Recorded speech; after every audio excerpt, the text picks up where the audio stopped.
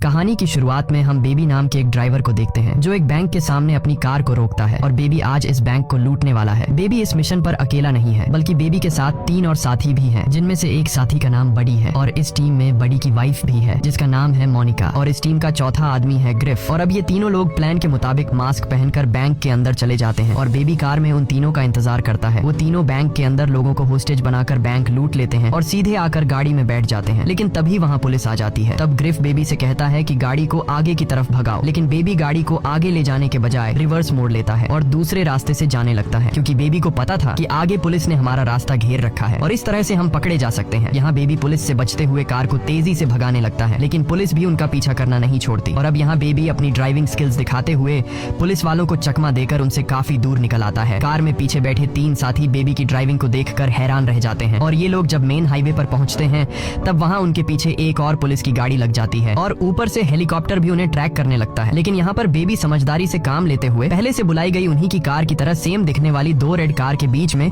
अपनी कार लाकर पुलिस को चकमा देकर निकल जाता है और एक पार्किंग यार्ड में पहुंच जाता है, जहाँ ये चारों कार को बदलकर अपने बॉस की जगह पर चले जाते हैं, जहाँ इनका बॉस पहले से ही चारों का इंतजार कर रहा था। असल में इनका बॉस इस पूरे मिशन का मास्टरमाइंड होता है जो शहर के बैंकों को लूटने के लिए प्लानिंग करता है और लोगों को हायर करके उनसे चोरी करवाता है। आज इनका बॉस बहुत ज्यादा खुश होता है क्योंकि इसके लोगों ने बैंक लूट लिया है और बेबी की ड्राइविंग स्किल्स की वजह से इस बार भी पुलिस उन्हें नहीं पकड़ पाई। अब इनका बॉस इन चारों को एक एक करके उनका हिस्सा दे देता है और यहाँ पर एक हिस्सा बेबी को भी मिलता है। लेकिन ये देखकर ग्रिफ को गुस्सा आ जाता है और वो अपने बॉस से कहता है कि आखिर तुम इस ड्राइवर को हिस्सा क्यों दे रहे हो, जबकि पूरा काम हम तीनों ने अकेले किया है और बेबी ने तो सिर्फ गाड़ी चलाई थी। जिस पर उनका बॉस कहता है तुम तीनों बेबी की वजह से ही जिंदा हो, अगर तुम सबको बेबी सही समय पर वहाँ से नहीं निकालता तो पुलिस तुम्हें पकड़कर जेल में डाल देती। ये सुनकर ग्रिफ बॉस के होते हुए बेबी से पैसे तो छीन नहीं सकता था, इसलिए अब वो बेबी को छेड़ने लगता है। वो अपने साथियों से कहता है कि बेबी बहुत ही अजीब है, ये कुछ भी बोलता नहीं है और हर टाइम गाने सुनता रहता है।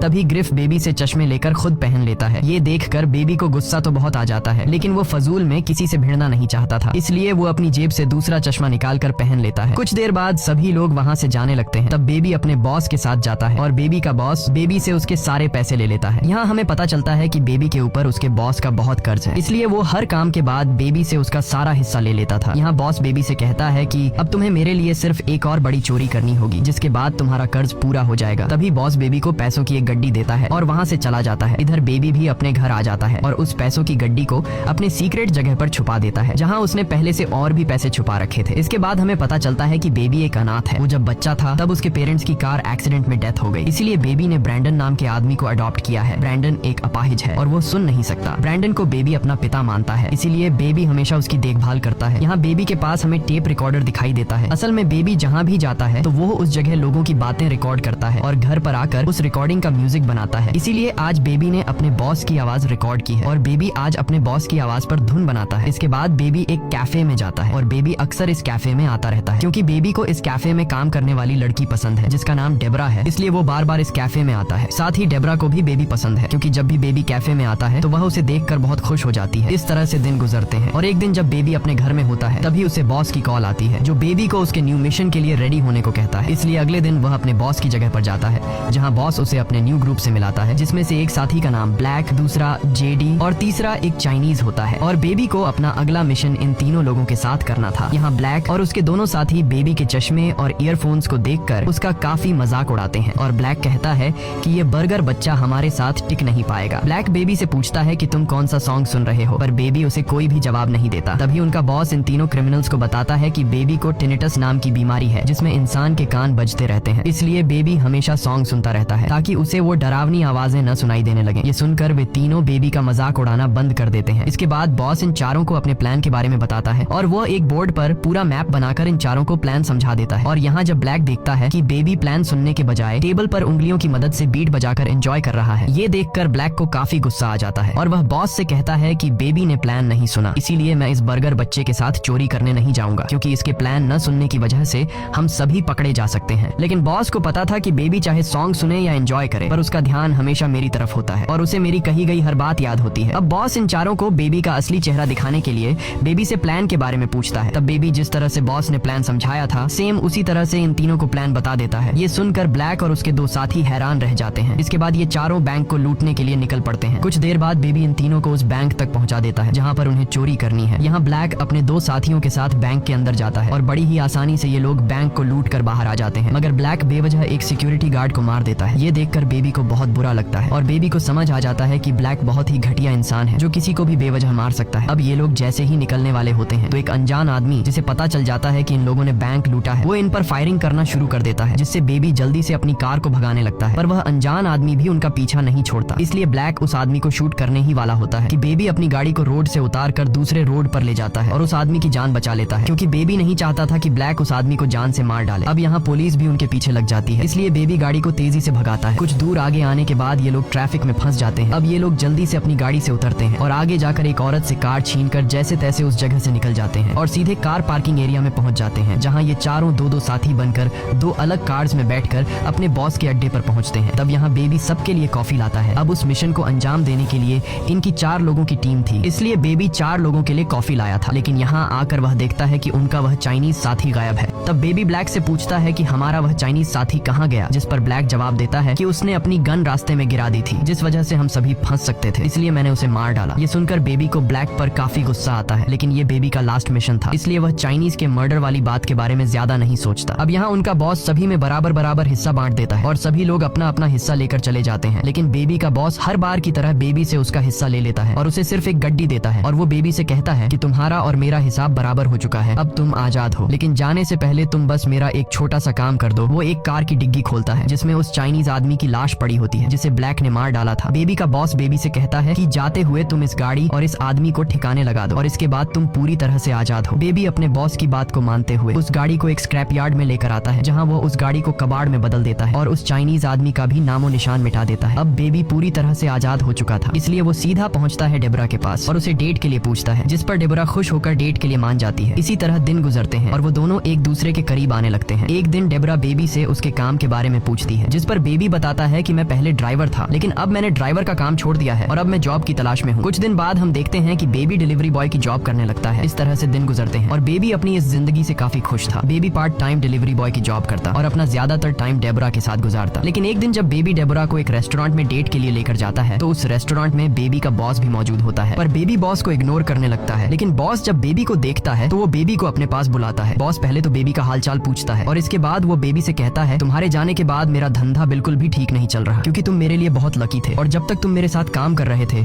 तब मेरा हर एक काम बिल्कुल सही से चल रहा था, इसलिए मैं चाहता हूँ कि तुम फिर से मेरे साथ काम करने लगो। लेकिन बेबी बॉस के साथ काम करने से मना कर देता है, जिस पर बॉस कहता है कि मुझे पता है कि तुम्हारे पास पैसे नहीं है और तुम डिलीवरी बॉय का काम कर रहे हो, अगर तुमने मेरे साथ काम किया तो तुम कुछ ही दिनों में बहुत सारे पैसे कमा लोगे। बॉस बेबी को बहकाने की कोशिश करता है और कहता है कि अब तो तुमने मेरा कर्ज भी चुका दिया है, इसलिए मैं अब तुम्हारे हिस्से से कोई भी पैसे नहीं लूंगा। साथ ही जब भी तुम मेरा काम छोड़ना चाहो तो तुम छोड़ सकते हो, लेकिन अभी के लिए तुम्हें मेरे साथ काम करना होगा। पर बेबी अपनी इस जिंदगी से खुश था और वो दोबारा क्राइम की दुनिया में कदम नहीं रखना चाहता था, इसलिए वो साफ साफ मना कर देता है। ये सुनकर बॉस बहुत गुस्सा हो जाता है और कहता है कि अब तक मैं तुम्हें प्यार से समझा रहा था, लेकिन अगर तुमने मेरी बात नहीं मानी तो मुझे पता है कि तुम डेबरा से प्यार करते हो, इसलिए मैं डेबरा को मार दूंगा और तुम्हें पता है कि मैं क्या क्या नहीं कर सकता। ये सुनकर बेबी डर जाता है और काम करने के लिए मान जाता है। अगले दिन बॉस बेबी को एक पोस्ट ऑफिस ले जाता है और उसे अपने भतीजे के साथ पोस्ट ऑफिस में जाने के लिए कहता है। असल में बेबी का बॉस अगला टारगेट यही पोस्ट ऑफिस था और वो चाहता था कि बेबी पोस्ट ऑफिस में जाकर वहाँ की हर एक चीज को ध्यान से देखे और पता लगा सके कि ऑफिस में कितने गार्ड्स हैं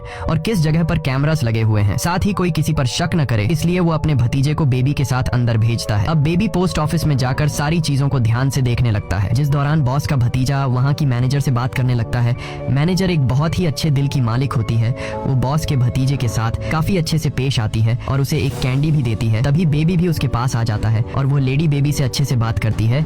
इसके बाद बेबी बच्चे को लेकर बाहर अपने बॉस की गाड़ी में बैठ जाता है और वो बॉस को पोस्ट ऑफिस की हर एक बारीकी बता देता है। अगले दिन बेबी डॉग की जगह पर जाता है और देखता है कि बॉस ने इस बार ब्लैक, बडी और बडी की वाइफ मोनिका को काम पर रखा है। कुछ देर बाद बॉस उनके पास आता है और अपने प्लान के बारे में बताने लगता है। बॉस कहता है कि मुझे पता चला है कि पोस्ट ऑफिस के अंदर बहुत सारे पैसे हैं और वो पैसा हमें किसी भी हाल में चुराना होगा, लेकिन उन पैसों को चुराना इतना आसान नहीं है क्योंकि वहाँ की सिक्योरिटी बहुत ही ज्यादा स्ट्रिक्ट है और उन पैसों की सेफ्टी के लिए पोस्ट ऑफिस के ओनर ने कई गार्ड्स रखे हैं, इसीलिए हमें उन पैसों को लूटने के लिए गन्स की जरूरत होगी। जिसके बाद बॉस चारों को वेपन्स लाने के लिए एक डीलर के पास भेजता है। तब रास्ते में ब्लैक कुछ सामान लेने के लिए एक सुपरमार्केट में जाता है और सामान लेकर ब्लैक बेवजह शॉपकीपर को जान से मार देता है। यह देखकर बेबी को बहुत बुरा लगता है और उसे ब्लैक की यह आदत बिल्कुल भी पसंद नहीं आती। कुछ देर बाद वो डीलर के पास पहुंच जाते हैं और डीलर उन्हें गन्स दिखाने लगता है। तब ब्लैक अचानक से डीलर को शूट करके मार देता है। ये देखकर डीलर के लोग इन चारों पर हमला कर देते हैं और दोनों ग्रुप के बीच गोलियां चलने लगती हैं। पर बड़ी, ब्लैक और मोनिका मिलकर डीलर के सभी लोगों को मार डालते हैं। तब बडी और मोनिका ब्लैक पर गुस्सा होकर उससे पूछते हैं कि आखिर तुमने डीलर को शूट क्यों किया, जिस पर ब्लैक बताता है कि डीलर के साथ एक पुलिस वाला था और अगर हम उन्हें नहीं मारते तो वो हमें अरेस्ट कर लेते। जिसके बाद ये चारों बॉस की जगह पर जाने लगते हैं। रास्ते में ब्लैक एक कैफे देखता है और वो बेबी से उस कैफे के पास गाड़ी रोकने को कहता है, लेकिन बेबी गाड़ी नहीं रोकता क्योंकि उस कैफे में डेब्रा काम करती थी और बेबी को डर था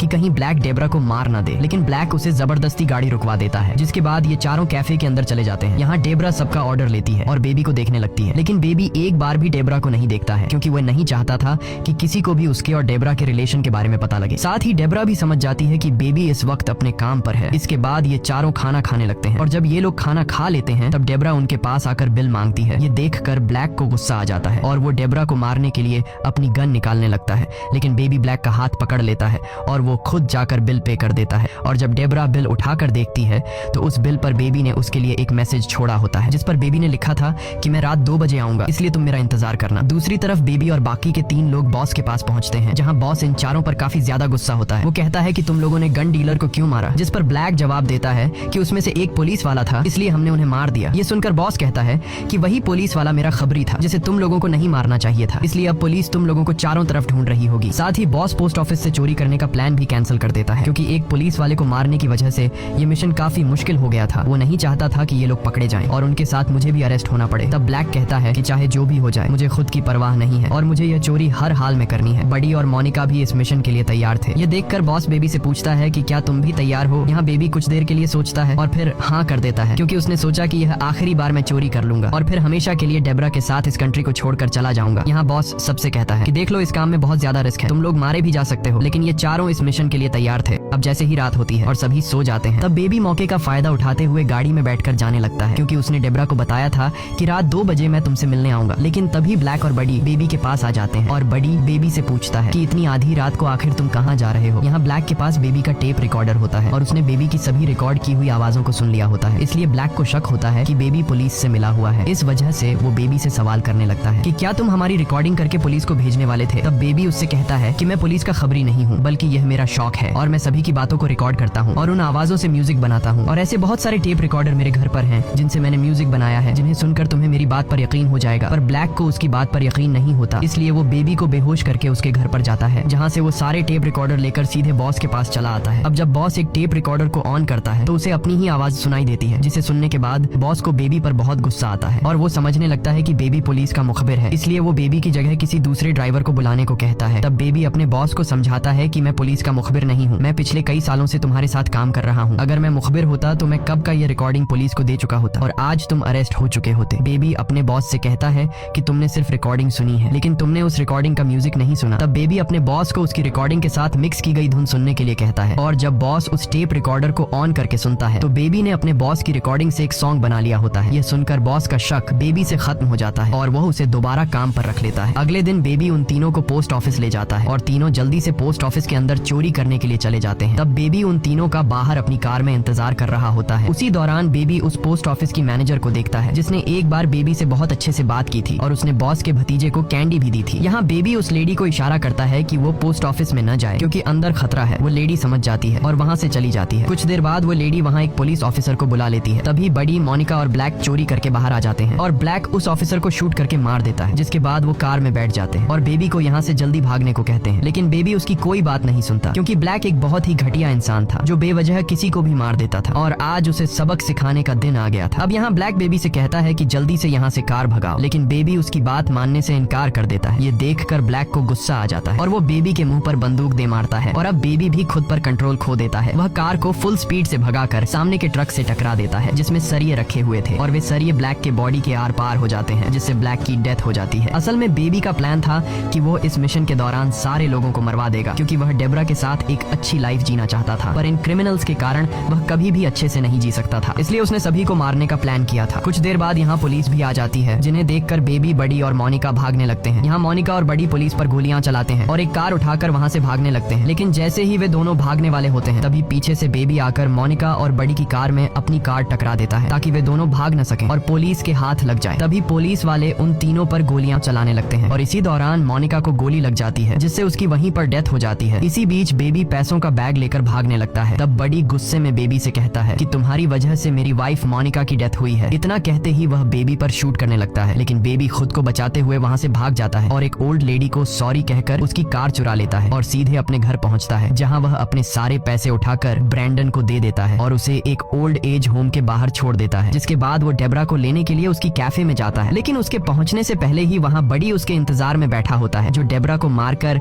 बेबी से मोनिका की डेथ का बदला लेना चाहता है। अब यहाँ बेबी बड़ी को बातों में उलझा देता है और बातों ही बातों में बेबी अपना गन निकाल कर बड़ी को शूट कर देता है, जिससे बड़ी घायल हो जाता है। इसके बाद बेबी और डेबरा दो लड़कों को गन दिखाकर उनकी कार चोरी कर लेते हैं और सीधे बॉस की जगह पर चले जाते हैं, जहाँ बेबी बॉस से अपने सारे कैसेट्स मांगता है, क्योंकि उन कैसेट्स में बेबी के अच्छे पलों की यादें थी। लेकिन बॉस बेबी पर गुस्सा करता है और कहता है कि मैं तुम्हें कुछ भी नहीं दूंगा क्योंकि तुमने सब कुछ खराब कर दिया है। लेकिन बेबी बार बार अपने बॉस से कैसेट्स मांगने की रिक्वेस्ट करता है और कुछ देर बाद डेबरा भी वहाँ आ जाती है, जिसे देखकर बॉस समझ जाता है कि बेबी अपनी जिंदगी की नई शुरुआत करने वाला है। इसलिए वो बेबी को सारे कैसेट्स दे देता है और साथ में वो बेबी को पैसों से भरा हुआ बैग देकर कहता है कि तुम्हें इस कंट्री को छोड़ना होगा एक अच्छी लाइफ की शुरुआत के लिए, क्योंकि अगर तुम यहाँ रहोगे तो पुलिस तुम्हें पकड़ लेगी और फिर तुम्हें जेल की सलाखों के पीछे रहना पड़ेगा। इसके बाद ये तीनों लिफ्ट से नीचे आते हैं और जैसे ही लिफ्ट का दरवाजा खुलता है तो सामने तीन लोग गन लेकर खड़े होते हैं। असल में ये तीन आदमी उस गन डीलर की टीम में थे जिसे ब्लैक ने मार दिया था और अब ये तीनों अपने बॉस का बदला लेने के लिए उन पर गोलियां चलाना शुरू कर देते हैं। तब बॉस बेबी और डेबरा को भागने को कहता है और अकेले ही उन तीनों लोगों से लड़ने लगता है। इसी बीच बड़ी पुलिस की कार लेकर वहाँ आ जाता है और वो गुस्से में अपने बॉस को ही मार देता है, जिसके बाद वो बेबी के पीछे पड़ जाता है। तब बेबी एक कार से बड़ी की कार को जोर से टक्कर मारता है, जिससे बड़ी की कार बिल्डिंग से नीचे गिर जाती है, लेकिन बड़ी कार के गिरने से पहले ही उससे उतर जाता है और बेबी पर गन पॉइंट करके उसके कानों के पास गोली चलाने लगता है, जिससे बेबी नीचे गिर जाता है और उसके कानों में बहुत दर्द होने लगता है, क्योंकि बड़ी को पता था कि बेबी को टिनाइटस नाम की बीमारी है और अब कान के पास गोली चलने की वजह से बेबी को तेज तकलीफ होने लगती है। अब जैसे ही बड़ी बेबी को मारने वाला होता है तभी पीछे से डेबरा एक रॉड से बड़ी के हाथ पर हमला कर देती है, जिससे बड़ी के हाथ से गन गिर जाता है, लेकिन तभी बड़ी डेबरा को पकड़ लेता है और उसका गला दबाकर उसे मारने लगता है। पर तभी बेबी बड़ी की गन उठा लेता है और बड़ी के पैर में शूट कर देता है, जिससे बड़ी अपना बैलेंस खो देता है और बिल्डिंग से नीचे गिरकर मर जाता है। इस दौरान बेबी काफी ज्यादा घायल हो चुका होता है, जिस वजह से वो बेहोश हो जाता है और अब डेबरा बेबी को बेहोशी की हालत में कार में बैठाकर